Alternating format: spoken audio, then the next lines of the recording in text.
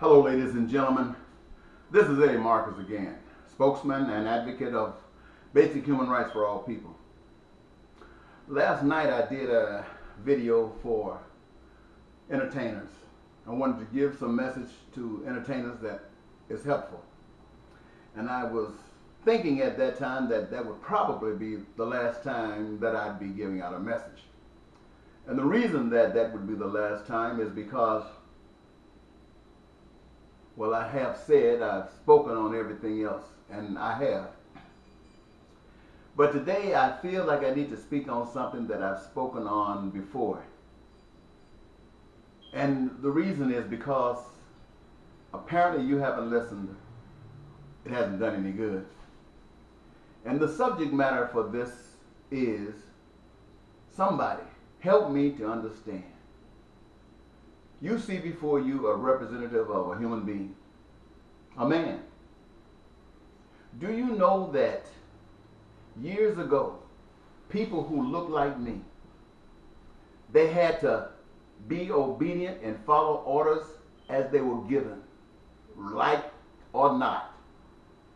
And if you got the big head and wanted to do something about it and not go along with it, they would pull you out before the rest of the guys like me.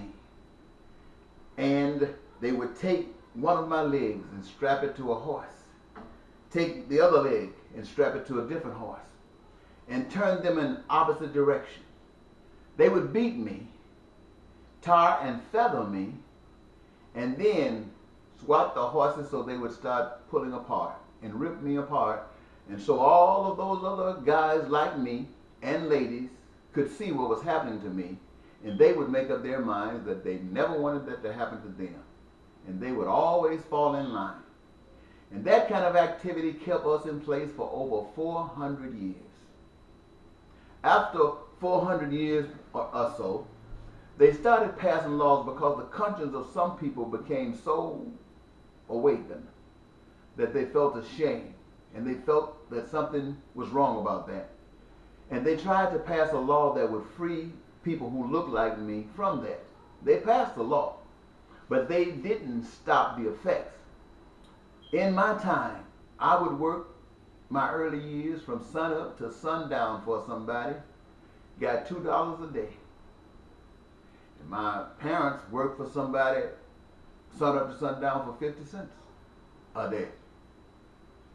And this is after the 400 years. Does that seem right? It went on. It went on because it was approved by society.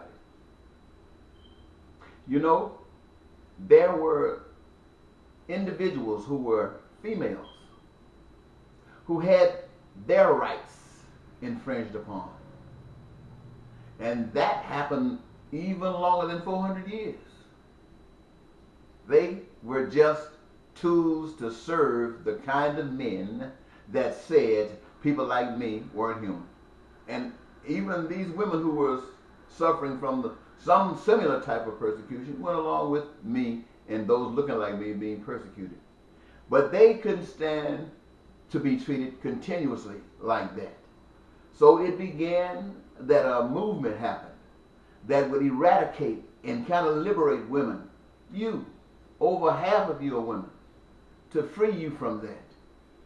And the laws were passed and supposedly you were free. But you still aren't free because you can't even make the kind of money that men make in your same capacity. I know many of you think that you do, but you really don't.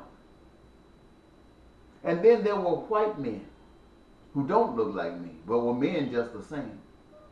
But they were not on the side of that group that was reaping all of the benefits. And they were treated, they called them the poor. Or you didn't call black people poor because they weren't people. And you didn't call women poor because they were servants of the master. But others who were not in that clique, the aristocracy, they were poor. Why? Because they were treated the same way as women and blacks. They just didn't have to wear that heavy burden. And today, ladies and gentlemen, blacks are still slaves, even though they think they're not, because they widen the pasture that they were grazing at. But they're still slaves, grazing, growing, feeding the master. Women, same thing. You got a few more rights. The white men smile in your face a little bit more. But you're still slaves. They can change what any day they want. Your application in life. And your white men who are poor, you're still poor. You're hustling and hurting just like everybody else that's hustling and hurting. I need somebody to help me understand why this continues. Why does this continue? Let me bring this on a political front. A few years ago, there was a white man in the Republican Party who told the American people that he was the greatest thing out there.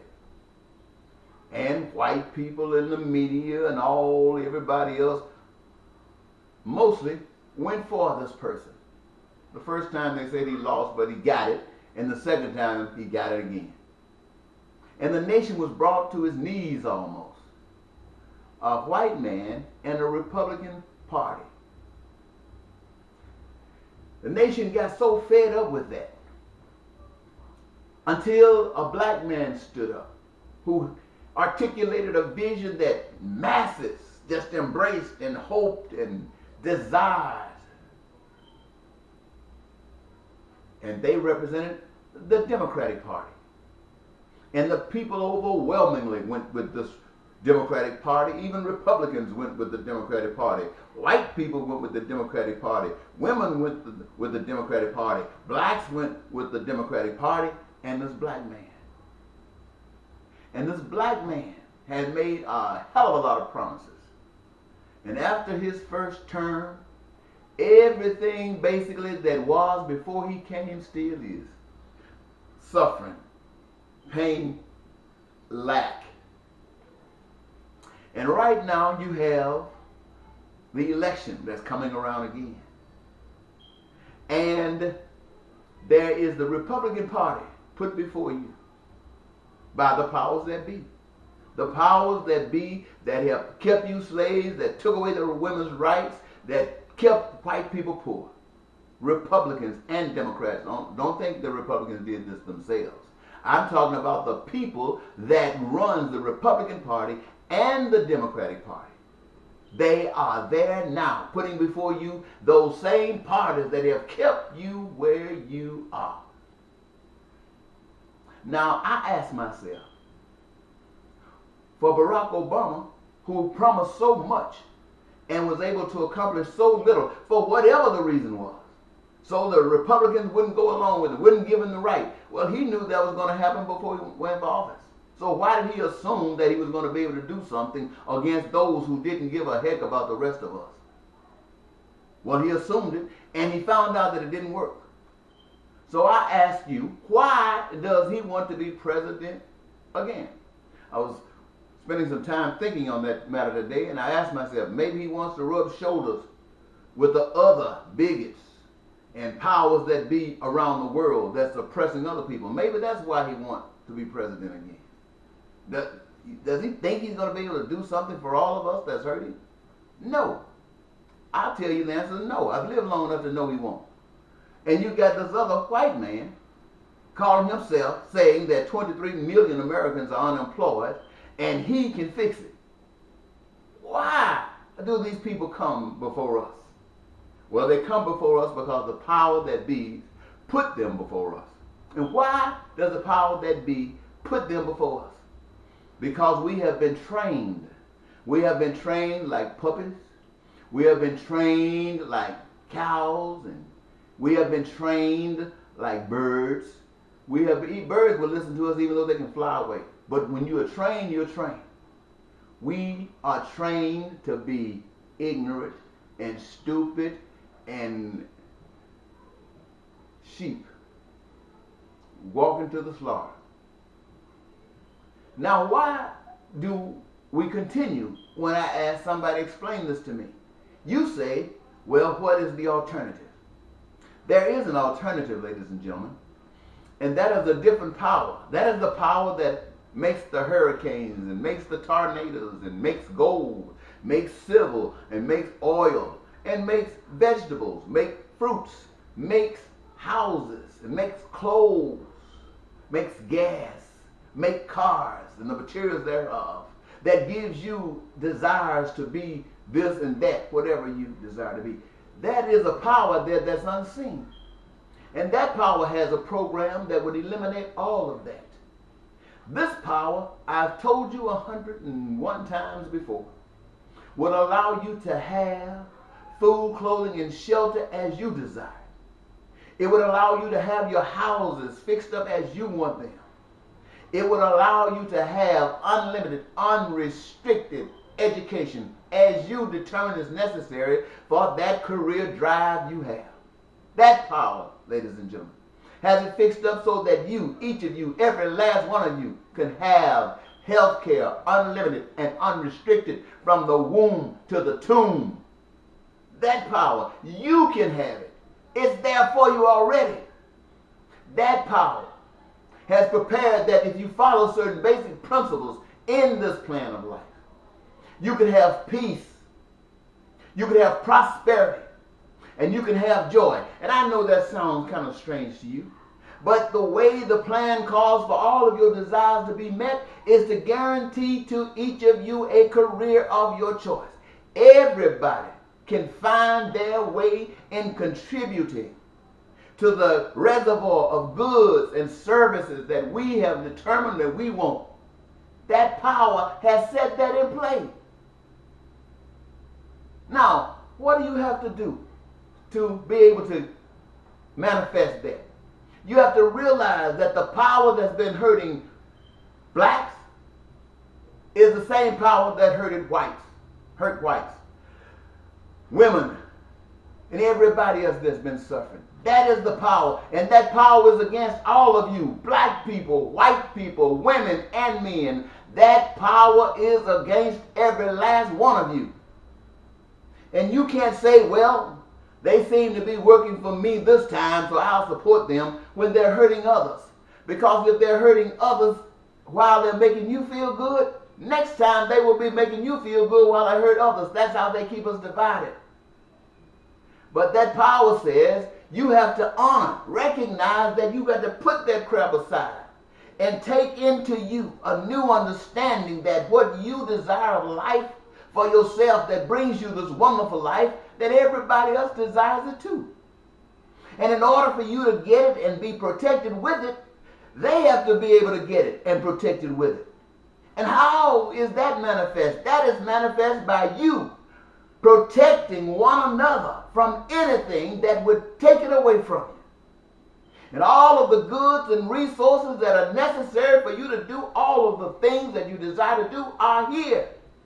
You got the skills. It's here. All you got to do is organize it and put it together and change this old crazy system that's killing us. Do you know you work 40 hours a week, every week, from sun up to sundown, traveling all across the country, trying to get to and fro from your jobs, and you are tired, you are beat, tired and beat. They're talking about retirement age will change from 62, 65 to 70 or something. Do you know how many more years that means you will be working? And then they're saying there won't be retirement for you. What do you need to straighten out the situation? What do you need to realize that you got to do something? What do you need to realize that you must do something? I talk to you like this. I'm talking to you because I love you. I know what I'm talking about is true. And I can't understand why every last one of you want everything that I'm talking about, but you just want it for yourselves. I hear people all the time saying, I don't care what they are, I don't trust them, just give me mine. I ain't thinking about them. I'm going to look out for is for me and mine. Get me and mine. What happens when you die? Who's going to look out for what you have left behind? I don't care about them. I'm not doing. Look out, you're sounding like a stark-naked fool. And I don't mean to put you down. I didn't say you were. I say you sound like one. And if you don't make some changes, you will continue to be treated like a stark-naked fool, and to a point in the future that you will become stark naked fool and believe it, accept it. I'm only speaking to you, ladies and gentlemen, all of you, because the power to change the world is in your hand.